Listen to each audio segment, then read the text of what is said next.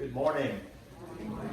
Friends and family, we are gathered together today to praise God and to witness to our faith as we celebrate the life of Donna Hope Johnson. We come together in grief, acknowledging our human loss, asking that God may grant us grace, that in pain we may find comfort, in sorrow hope, and in death resurrection. Just to give you a little bit of a flavor of our service today as we celebrate Donna's life. First of all, I want to thank all of you for being here today. I know some people have come from very, very far away.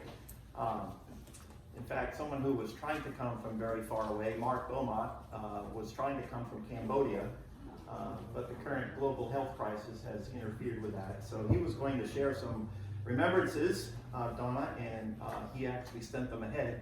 So his sister, Kristen Raymond, is going to share those with us. So we'll get to hear from Mark. After all, he just won't be here in person. We are really thrilled that so many of Donna's family is participating in the service today. Though she had no biological children, she had lots of children and lots of grandchildren. And we're really thrilled that they have all agreed to be a part of the service today as we honor her life.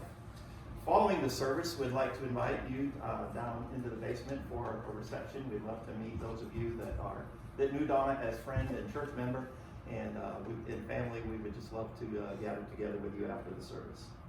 And now, if you would give your attention to Reverend Bob Beaumont, he's going to lead us in a prayer of invocation.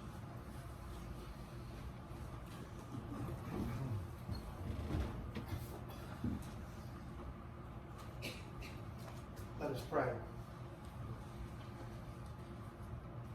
Eternal God, we come into your presence seeking help this day.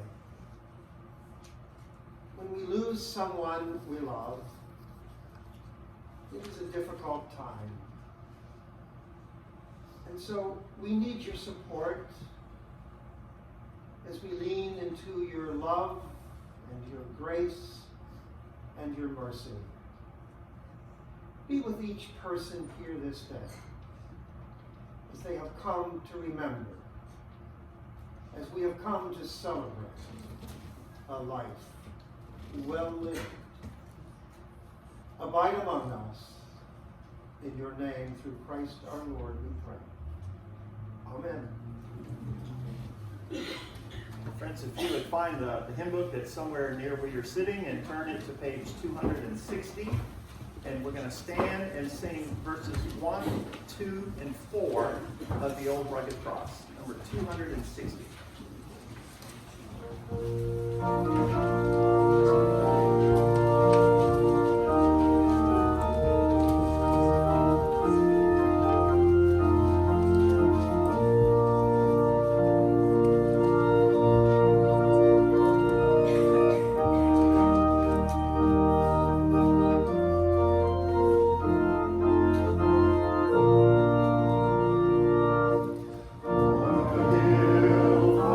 away, stood an old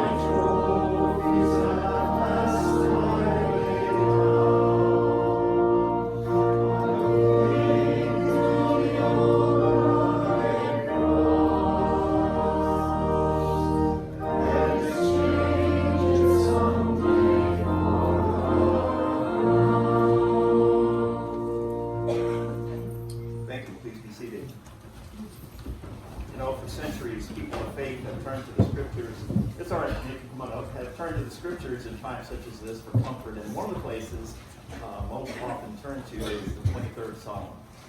Please read along with Nathan as he leads us in this reading of Psalm 23. The Lord is my shepherd, I shall not want. He makes me to lie down in green pastures. He leads me beside the still waters. He restores my soul. He leads me in the paths of righteousness for his name's sake. Yea, though I walk through the valley of the shadow of death, I will fear no evil. For you are with me. Your rod and your staff, thy comfort me. You prepare a table before me in the presence of my enemies. You anoint my head with oil. My cup runs over. Surely goodness and mercy shall follow me all the days of my life, and I will dwell in the house of the Lord forever. A favorite hymn to sing at times like this is "O God, Our Help in Ages Past," but we decided to read it. Christy's going to come on up and read it for us. A lot of times when we sing, we don't necessarily pay attention to the words, but we thought these words were so good that they needed to be heard. So Christy's going to read for us the lyrics of "O God, Our Help in Ages Past." O God, our help in ages past, our hope for years to come, our shelter from the stormy blast, and our eternal home. Under the shadow of thy throne, thy saints have dwelt secure. Sufficient is thine arm alone, and our defense is sure. Before the hills in order stood, or earth received her fame from everlasting, thou art God to endless years the same. 1,000 years in their sight are like the evening gone, short as the watch that ends the night before the rising sun. Time, like an ever-rolling stream, bears all the years away. They fly, forgotten as a dream dies at the opening day.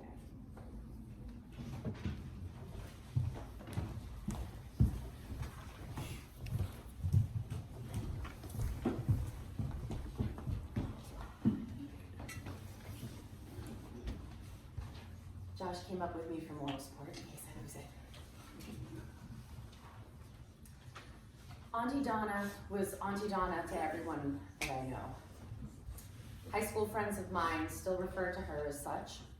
They have fond memories of her bringing me food and treats while I was at Walnut Hill because I always shared my bounty with them.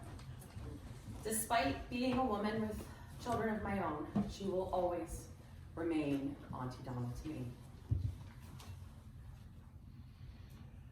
Though she was never biologically a mother, she was a mother to all. When I was small, I loved to follow her to her first grade class and sit in the corner and pretend to be a helper. I imagine she did that with all of her nieces and nephews at some point. She loved to show us off. One of my happiest memories from childhood is the boisterous laughter of all my aunts, the Johnson girls, when they got together. I don't think I've ever heard a sound that created more fear of missing out in me than that joyous sound. Manamet, their summer home, is a place that I remember their laughter the most. There's an infamous family story about me getting lost on a beach near Manamet. I was with my brothers until suddenly I wasn't. I didn't know which way they had gone, but I knew how to find my way back. I meticulously began picking my way through the women at the beach that I deemed well enough endowed to be my shining beacon of hope, and simply asked, "Are you my Auntie Donna?" I was met with negative replies until I was swooped up, safe in her arms. I understood later, when I was grown, that she simply followed the trail of breadcrumbs I'd left for her, picking her way along the not Auntie Donnas until she found me. I knew that she would rescue me, that I would be safe. My aunt, at her core, was a nurturer. She took care of all. She took care of anyone willing to accept her love. She cared for her students, first as a teacher, and then as assistant principal. She cared for her nieces and nephews, And then when we were grown, she cared for our children. She cared for her mother and her aunt. Her love was a well that never seemed to run dry. We were all lucky to have been recipients of that endless love and championship. And I will miss her endlessly as well.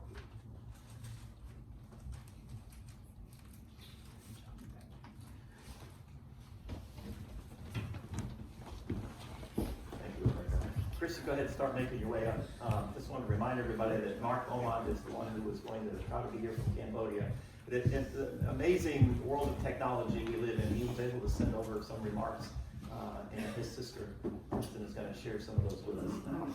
Part of my reading from my computer, but it allows me to do this.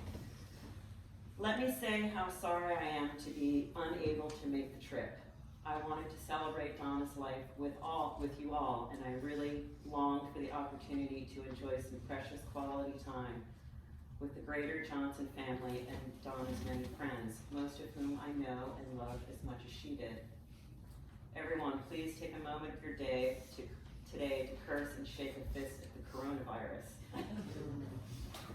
Donna was a very special person in my life and has influenced who I became as much as my own parents. I often refer to her as my second mom and my savior because she understood what I was facing in the government schooling system. Principal Auntie Donna knew very well that I was not going to get what I needed in one of those places and basically gave me what the government schools were unable to do themselves. I know these are bold words, but please bear with me because if Donna were here today, I know she would appreciate and resonate with them.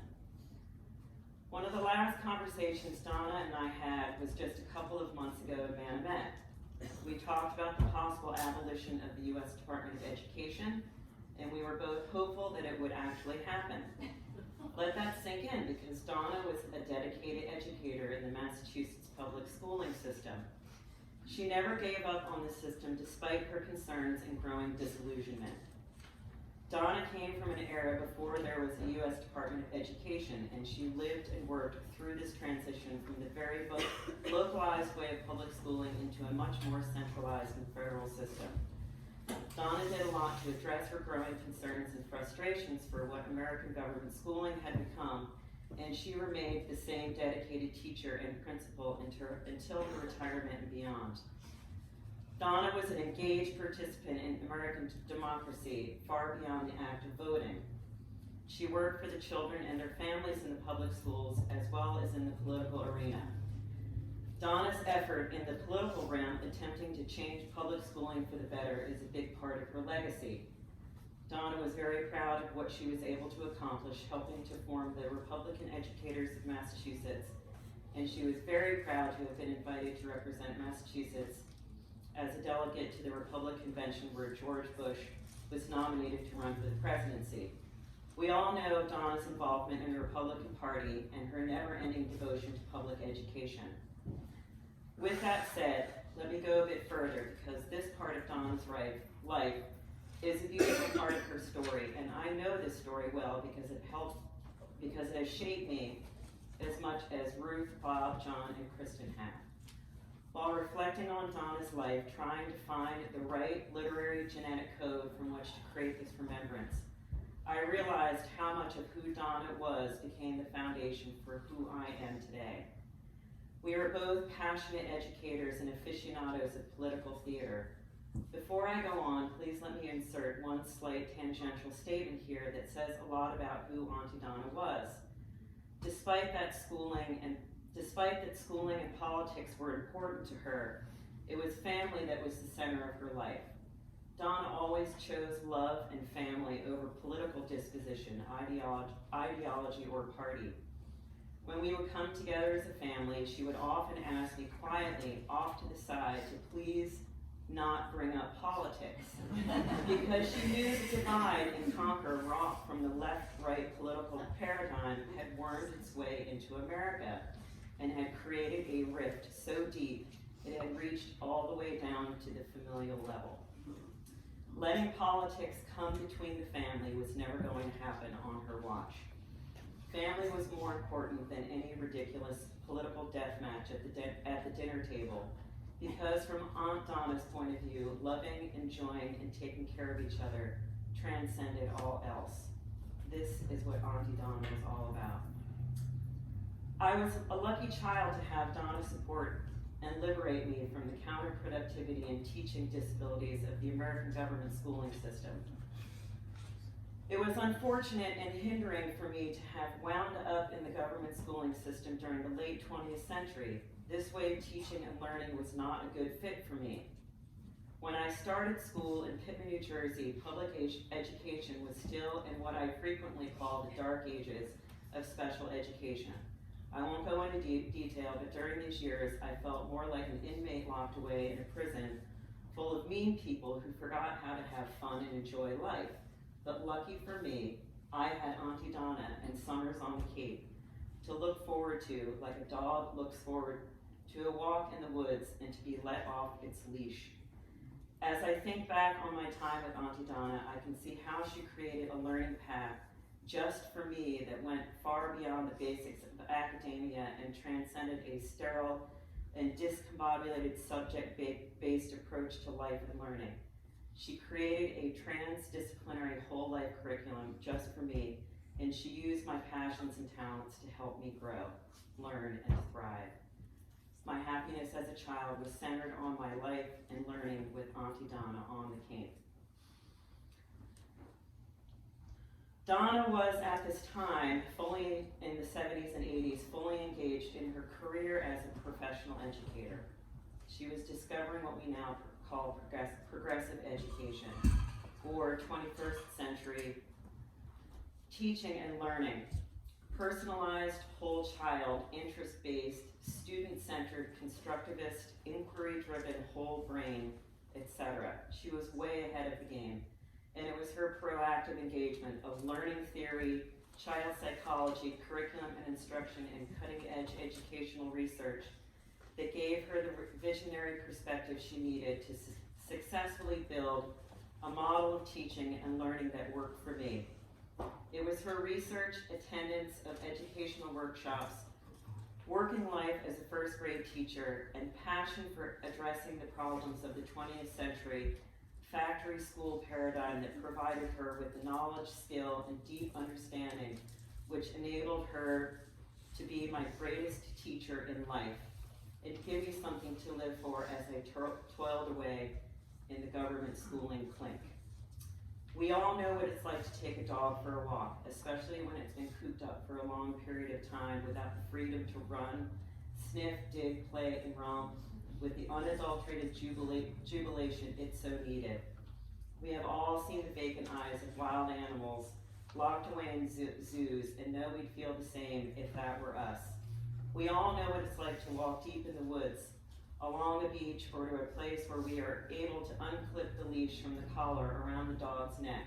We all know the bottled up energy and latent intrinsic motivation waiting to be liberated and burst into unbridled ecstasy.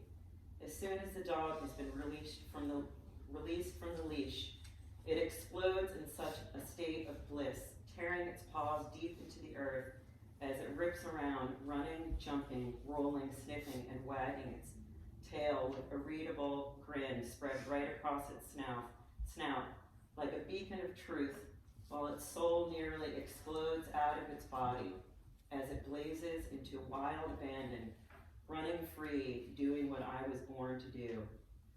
That state of mind is the best way I can describe what summers with Auntie Donna were like in Manomet. She knew the only way to personalize my learning, to give me a student-centered experience, and to educate my whole intellectual, emotional, physical, and moral being was to free me from the leash of government schooling and authoritarianism in general, and to let me run wild, doing what I was born to do, and learn and grow as I did it. Being unleashed was the kindest and most loving act anyone could have taken, but it was Principal Auntie Donna who had the knowledge, skill, and deep understanding required to create a whole life and self-directed learning experience for me. And this is exactly what saved me from low self-esteem, icy depression, edgy anxiety, and abject illiteracy, which is what I was being provided with in my school. Donna not only mitigated the negative effects of my government schooling, she built a curriculum just for me based on what I love to do and connected the learning of language and mathematics to my passions while nurturing my innate talents, and I am so much the better for it today. Thank you, Auntie Donna.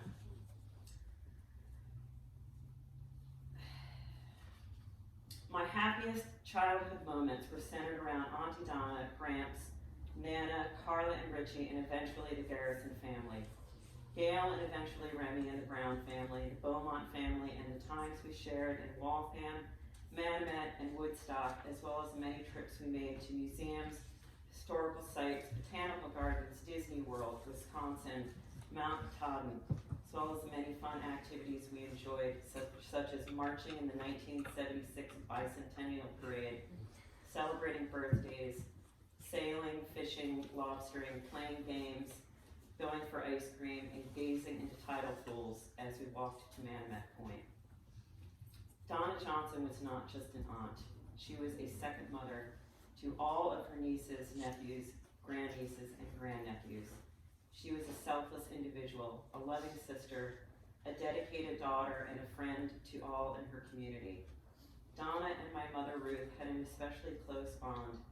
These two remarkable women were kindred spirits and the pillars of wholesome goodness that was the essence of our family life and childhoods. Donna was born to be a loving nurturer and giver of herself to others in all that she did personally and professionally. She was an all-American girl and represented the virtuousness of the American dream. If we are lucky enough to have an American Renaissance, it will be in part due to the efforts and dedication of our Auntie Donna.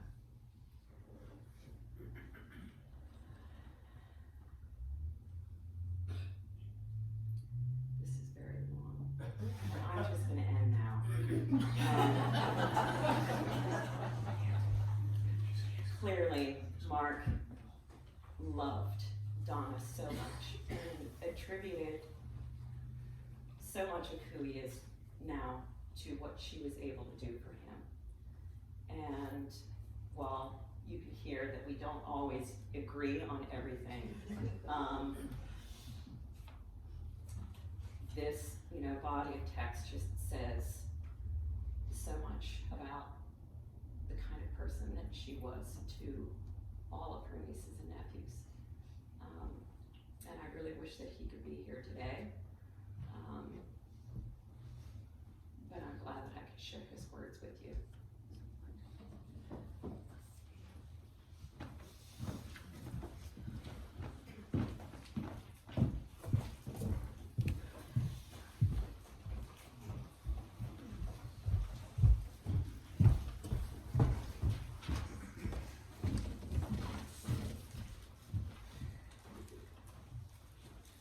I want you to know, beloved, that what has happened to me has actually helped to spread the gospel. What does it matter?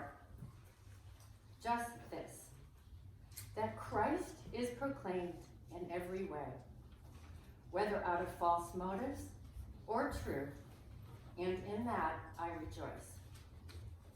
Yes, and I will continue to rejoice, for I know that through your prayers and the help of the Spirit of Jesus Christ, this will turn out for my deliverance. It is my eager expectation and hope that I will not be put to shame in any way, but that by my speaking with all boldness, Christ will be exalted now as always in my body, whether by life or by death. For to me, living is Christ, and dying is gain. If I am to live in the flesh, that means fruitful labor for me. And I do not know which I prefer. I am hard pressed between the two. My desire is to depart and be with Christ, for that is far better. This is the word of the Lord.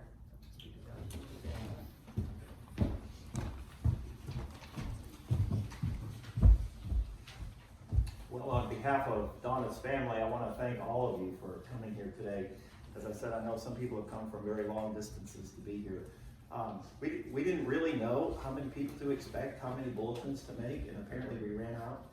But I think that itself is a tribute to Donna.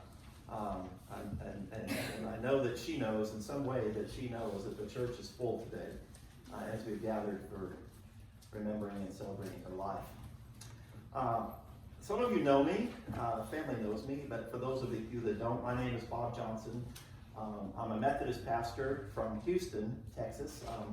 My sister and I, who just read, we grew up in Tewksbury, but we spent our summers at the Johnson family compound in Manomet. So I know this area very well. I've been by this church hundreds and millions of times. I've never been in here before, so this is a thrill just for me to be here today. But more importantly, for today's purposes, I am Donna's cousin.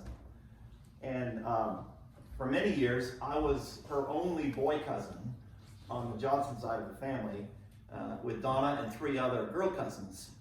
So I received all the attention and dress-ups pertaining thereto. And it's really my honor to be able to say a few words in her memory today. Just a week or so before Christmas, I got the word that Donna had been placed in hospice care. And so I got on a plane and came up here to visit with her.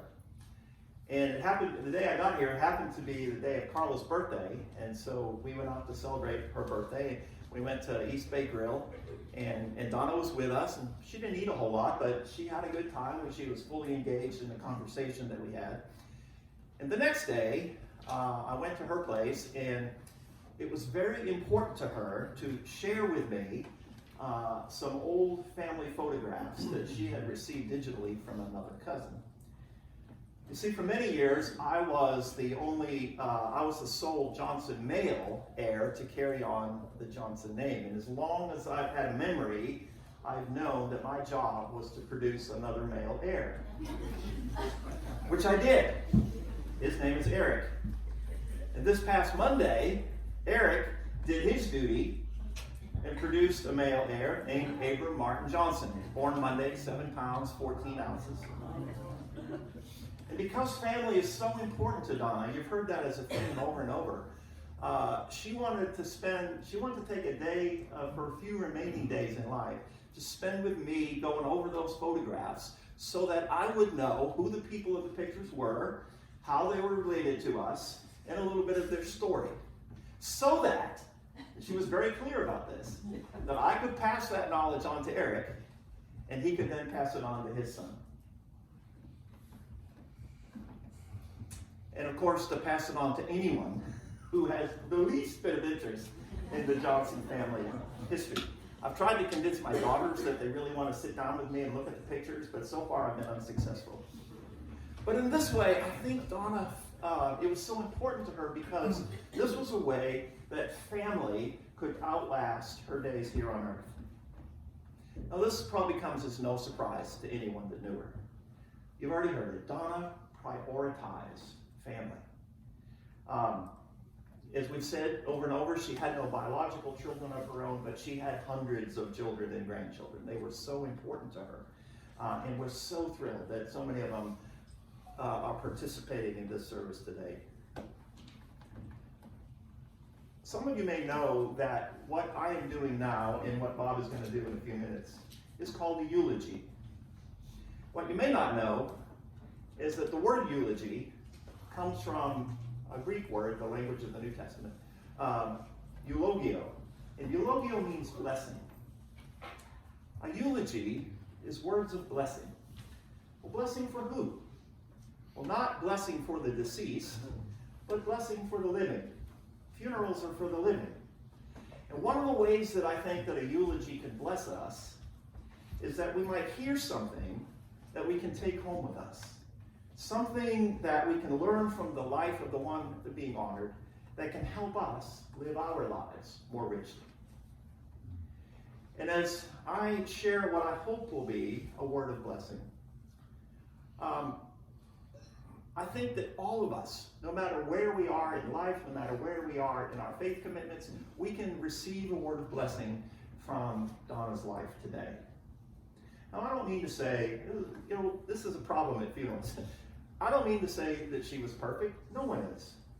We all have our warts and wrinkles, foibles and failures. I know I do. But I mean to say that all of us can be blessed. We all can take home something that we can use in our living as we remember her life today. And one of those ways that I think that we can be blessed by her life is to notice her love of and her prioritizing of family.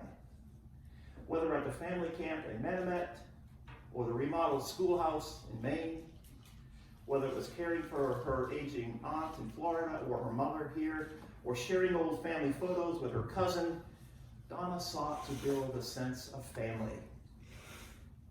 It was important to her to know, it was important to her for us to know, whether we now live in Texas or California or Maine or Florida or Delaware or Rhode Island or Massachusetts or even Cambodia, that we have a sense that we share a common bond that is deeper than our shared DNA. It was important to her that we know that we need to be there for one another. Family may happen biologically automatically, but it's not maintained automatically without someone caring for it. So family, I challenge all of us. We now need to rise to the occasion of being the ones who care for our family as much as she did. And that explains in part why I asked Susan to read this particular passage from Paul's letter to the Philippians. Again, Paul says, "For to me, living is Christ and dying is gain." When Paul wrote those words, he was languishing in a Philippian jail. He didn't know if he was going to get out. In fact, he probably expected not to. He didn't know if he would ever see those Philippian Christians again. The people who had become for him family. People who for him had become the people he knew had his back. But he's basically saying in this passage, with all that uncertainty, no matter what happens, I win.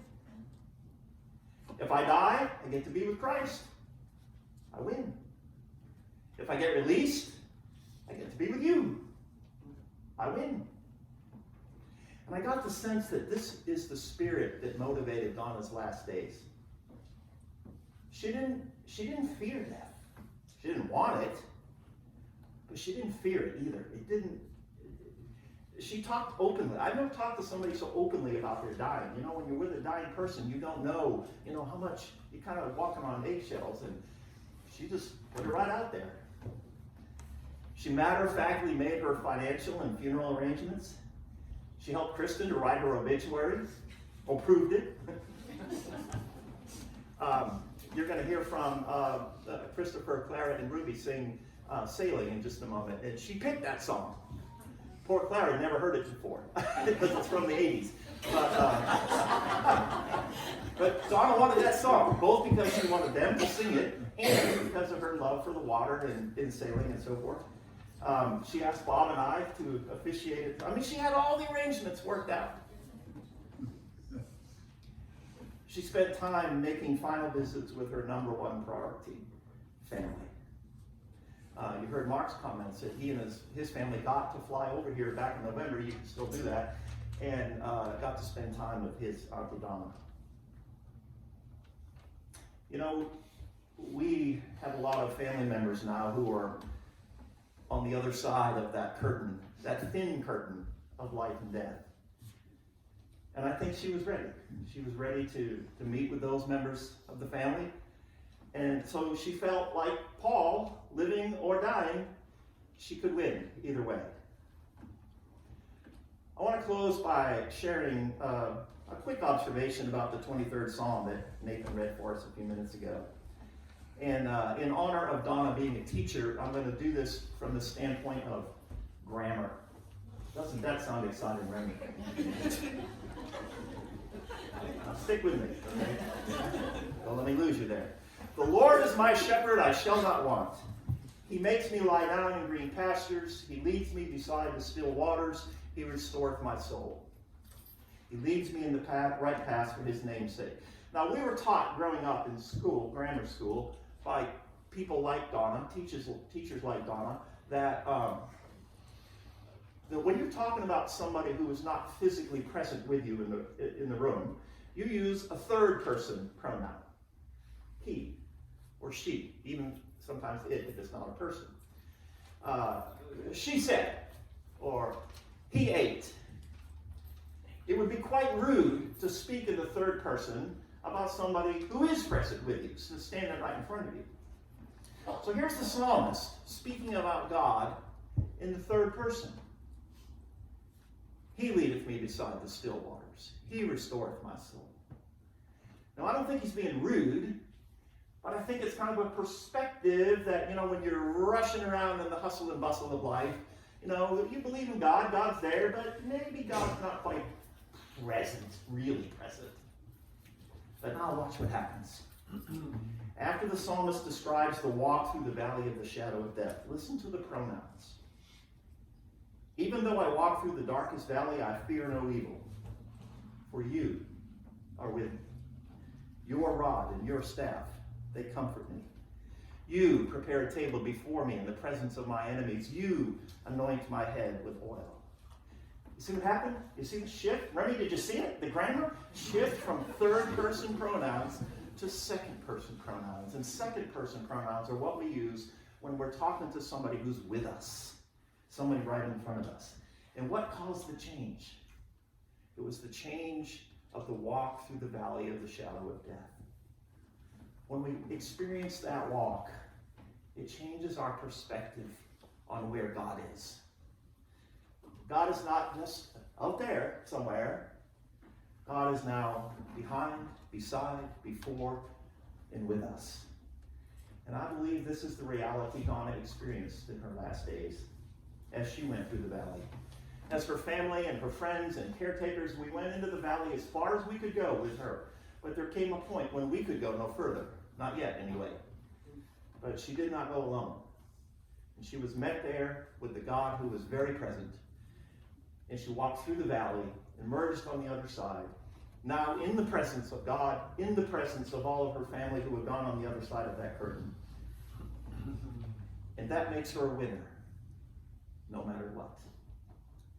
May God bless us with a take-home for living our lives through having known Donna Hope Johnson. Amen. And now you're going to hear a song from the 80s that Clara's never heard before. Clara and Ruby and Christopher are going to sing Christopher Cross's version of Saved.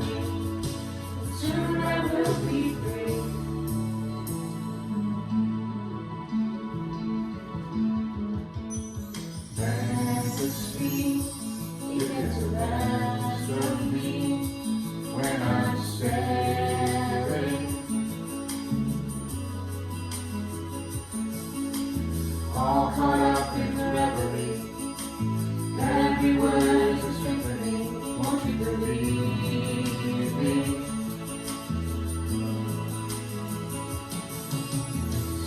Sailing, take me away to where I've always heard it could be. If the stream and the wind they carry me, soon I will be free.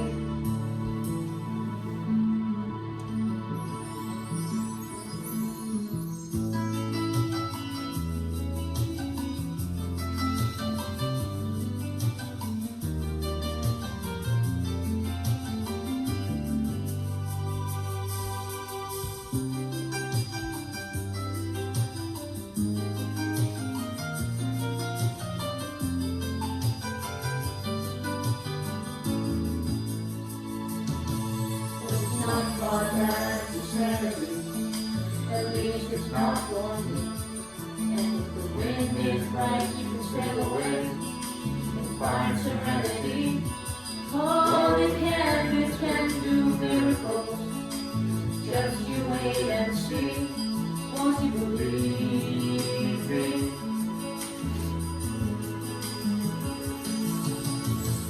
Sailing takes me away to where I've always heard it could be. With the stream and the wind to carry me, soon I will be free.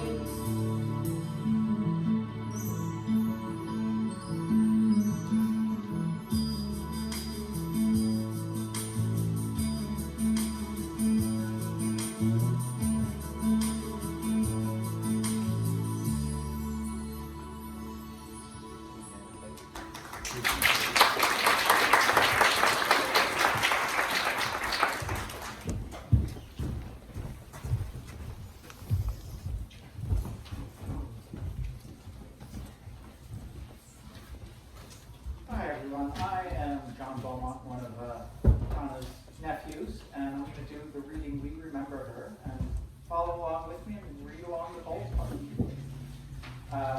At the rising sun and at its going down, We remember her. At the blowing of the wind and in the chill of the winter, We remember her. At the opening of the buds and the rebirth of spring, We remember her. At the blueness of the skies and in the warmth of the summer, We remember her.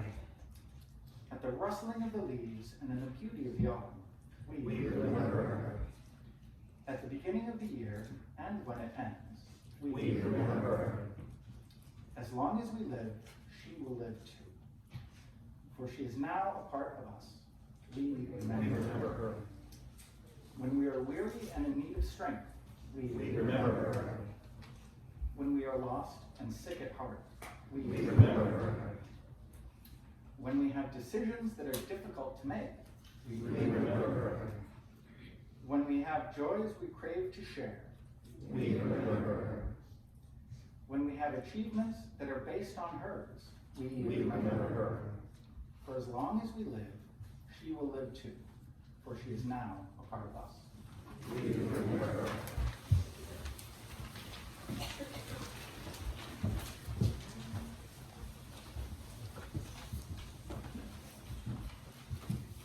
So I'm Eric Harrison, yet another one of her innumerable nephews. So I didn't want to do this, but my mother wields knife like a virtuoso. And they killed the movie.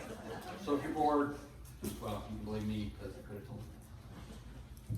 There's a temptation to gloss over the flaws of the dead, but that never made sense to me. Our strengths and our flaws are usually one and the same.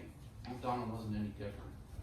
She had strong opinions. She saw life through the lens of her own experience, just as we all do, and she wasn't afraid to share those experiences or what she learned from them. It made some people uncomfortable. They didn't want to hear it. She was a strident conservative Republican in a blue state. Maybe some people thought that she was just a stubborn old lady with opinions written in stone, but she was stronger than that. Her thoughts were always her own, but if you approached her with logic and reason, the truth was that she was always willing to improve those thoughts. Learning and loyalty were her two defining traits. You could vehemently disagree with her, but if you needed her, she was there. Even if the best way she could help was with prayer. So today, I pray for my Aunt Donna, even though I knew God loves her as much as I did.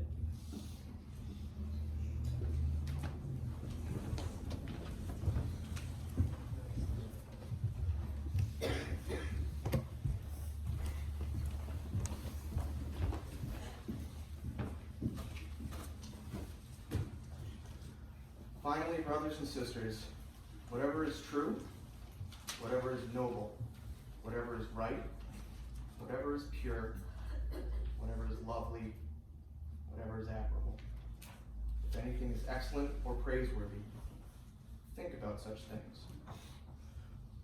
Whatever you have learned or received or heard from me or seen in me, put into practice, and the God of peace will be with you.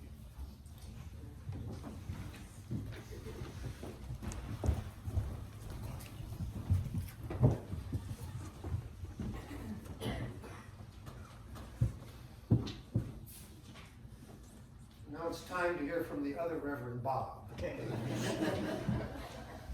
She had two clergy in the family.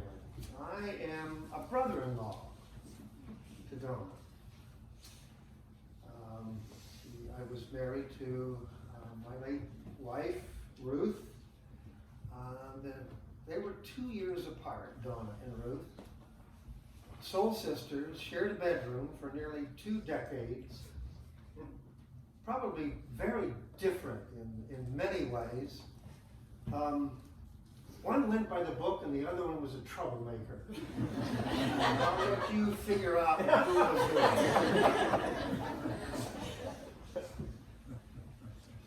Family in the Johnson family has always been such an incredible part of life.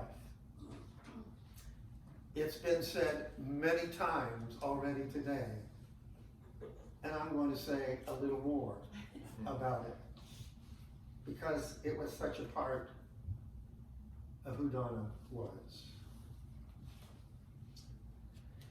To begin with, I'd like to name those nephews and nieces and grandnephews and nieces. There are 15 of them, her children, and by name, from the youngest to the oldest, first of all. And if I get them wrong, I had a couple of people that I had checked with to make sure that we had the ages correct. Tilly, Otto, Henry, Quinn, Jade, Ruby, Clara, the grand-nephews and nieces. The nieces and nephews, many of whom have already been a part of this service today. Ben, Christy, Rebecca, John, Nathan, Eric, Kristen, and Mark.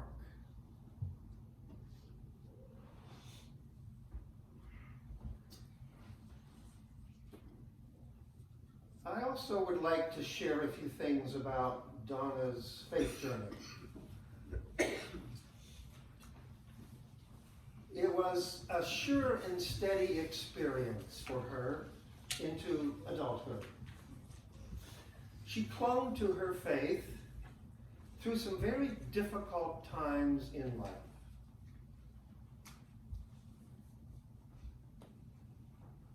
First Baptist Church of Waltham was a strong rock for the family as they went through some difficult times. But in 2005, she moved here to Manomet and became an active member of Second Church of Plymouth. As her health declined, Second Church became her rock, especially the Bible study group here. She looked forward to that so much. Ordered Bob's book that he had just written, and they studied it together. And in the last few months, one particular person that Donna spoke to me about a number of times meant a lot to her. Sandy DeFrancesco. She was a spiritual guide and a support for her. in many times in those last few weeks. Thank you, Sandy, wherever you are. Are you here today? Thank you, Sandy. Ben just read some words from Paul's letter to the Philippians. And in it, there were 6 guidelines that Donna would have taken as direction for her life.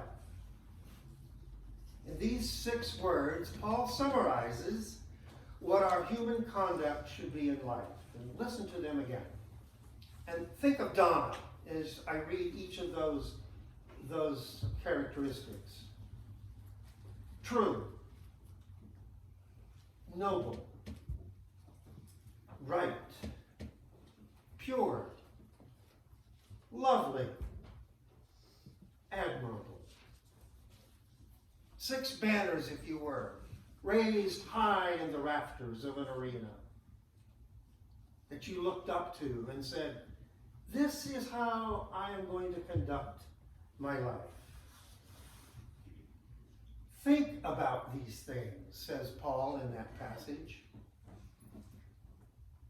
And that's not just with our analytical mind. He's saying, think with your heart about those things. Ponder those 6 characteristics in your heart. And as I read through them the other day, I thought about how much these attributes are missing in public discourse today. Certainly they are missing in the political arena. Now we could spend a lot of time unpacking each of those words, but I want to pick one that I think is characteristic of Donna. Let's see if you might pick which one it might be. I picked lovely. Lovely. Let me share how I think that fits Donna. One of the things Donna said in her last days, when she went on hospice, I asked her a bold question: what do you want to be known for? And she answered it this way: I want to be remembered as a loving aunt. Did you hear that today?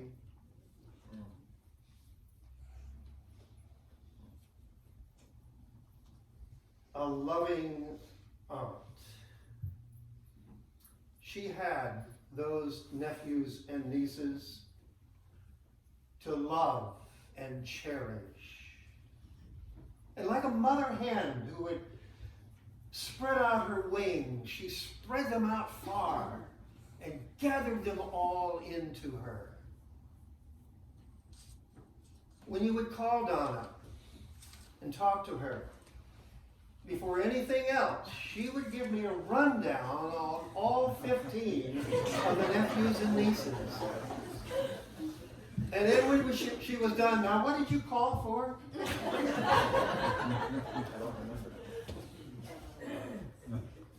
So I want to say to you 15, 11 of you who are here today, she adored you. She cherished you. She loved you dearly.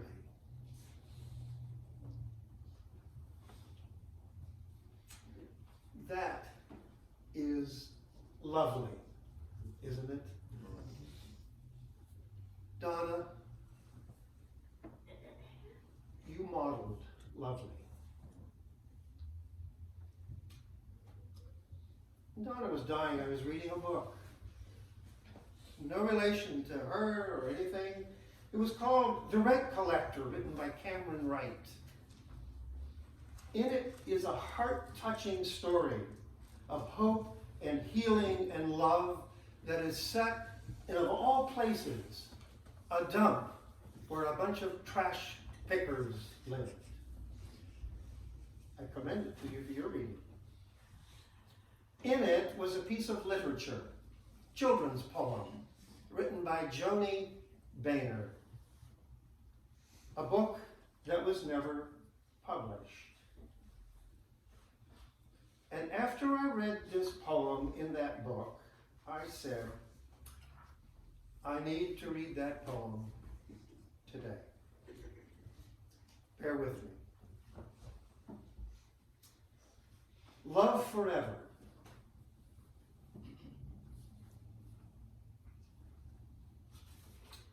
If I were the trees, I would turn my leaves to gold and scatter them toward the sky, so they would circle about your head and fall in piles at your feet, so you might wonder.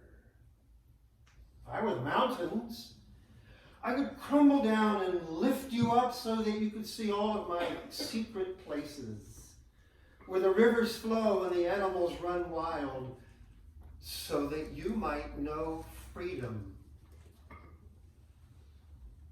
If I were the ocean, I would raise you onto my gentle waves and carry you across the seas, to swim with the whales and the dolphins in the moonlit waters, so you might know peace.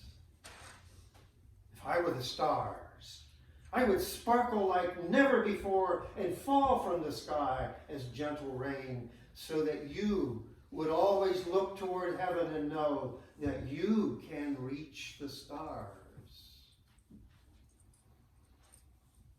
If I were the moon, I would scoop you up and sail you through the sky and show you the earth below in all of its wonder and beauty, so that you might know that all the earth is at your command.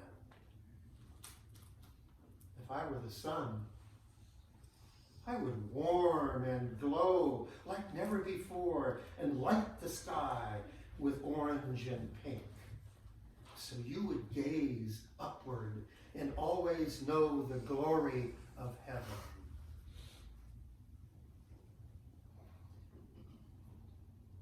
But I am me. And since I am the one who loves you, I will wrap you in my arms and kiss you and love you with all of my heart. And this I will do until the mountains crumble down and the oceans dry up and the stars fall from the sky and the sun and the moon burn out. And that is forever.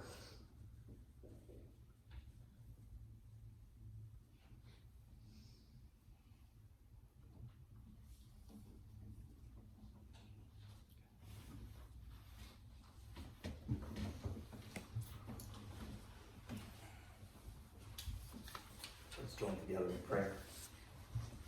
Oh, good and gracious God, we give you thanks for even this day. We're so grateful for the chance to celebrate Donna's life, to remember the ways that she has made a deep impact on each of us, for the ways that her example calls us to live our lives more deeply and richly and lovely, for reminding us of how valuable we are to one another. But most of all, we thank you today, O God, for having received her into your eternal presence. We thank you for the ways that her faith has guided her to her port of call, and pray that it may do the same for us. We give you thanks, O God, and we praise you for her, for this day, for one another. And we do it in the name of Jesus Christ, our Lord and Savior. Amen. I would invite you now to turn once again in your hymn books to number 422, which is Amazing Grace. I invite you to stand, and we will sing verses 1, 3, and 5.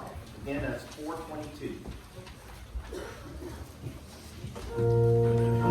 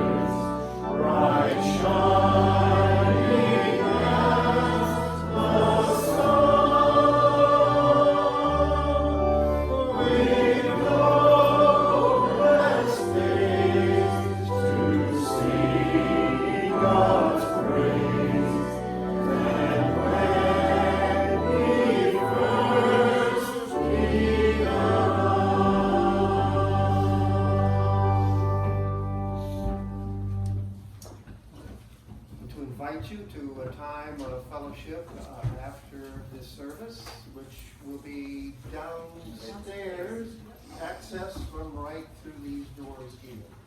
Family will be pleased to meet all of the friends and neighbors and those of you who are gathered with us today. Let's pray.